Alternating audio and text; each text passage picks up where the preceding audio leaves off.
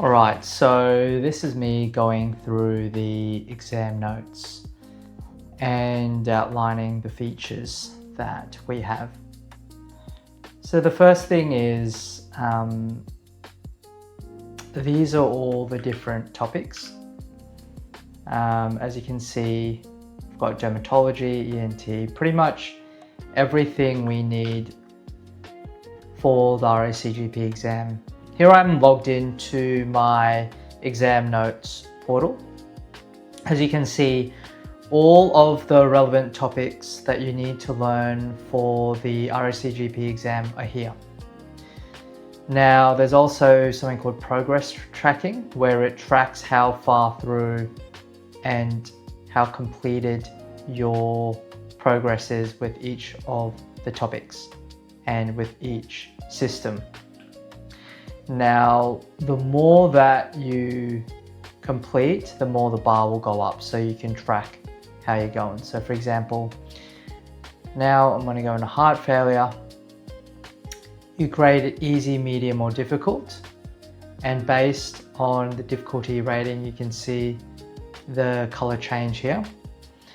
And so this just tells you, okay, well, if it's difficult, I probably need to go back and revisit it and pay more attention and relearn it.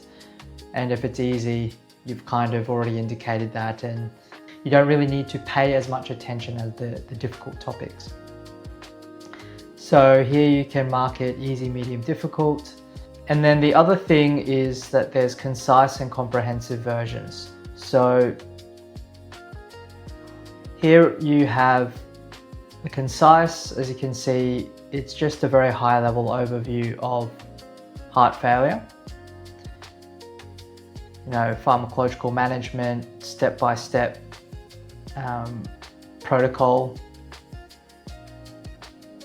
overview, and then non-pharm.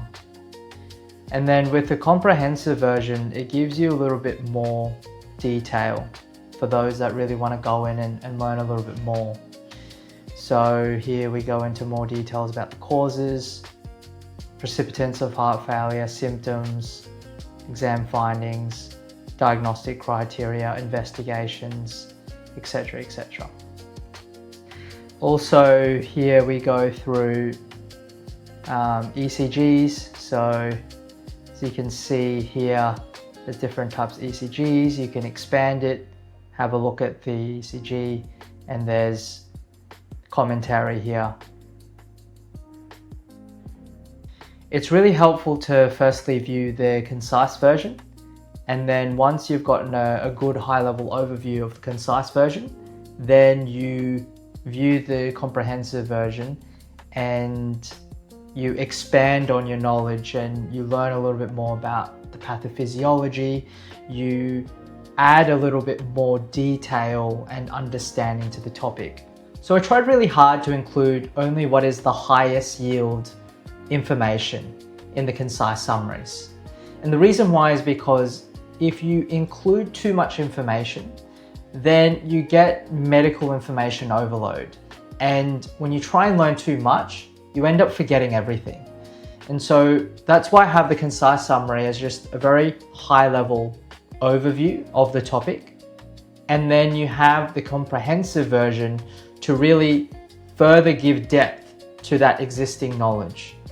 It's kind of like a tree trunk where you have the trunk of the tree, and that is the foundational knowledge, what's absolutely essential.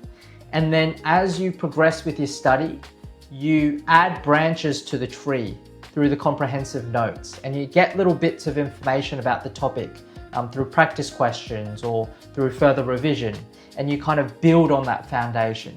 But it's really good and important to start with that concise foundation first and then build out from there, rather than try and learn everything at once and then ending up, forgetting everything.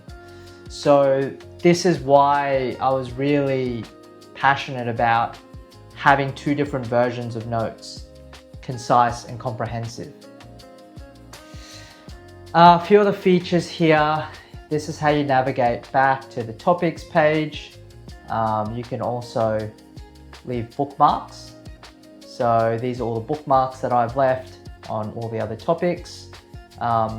You can add notes as well too. So if you want to put your notes, really important to learn. You can title high failure notes. So you can add your own notes to the exam notes. And then you also have different color schemes. With dermatology, you've also got images as well you can view.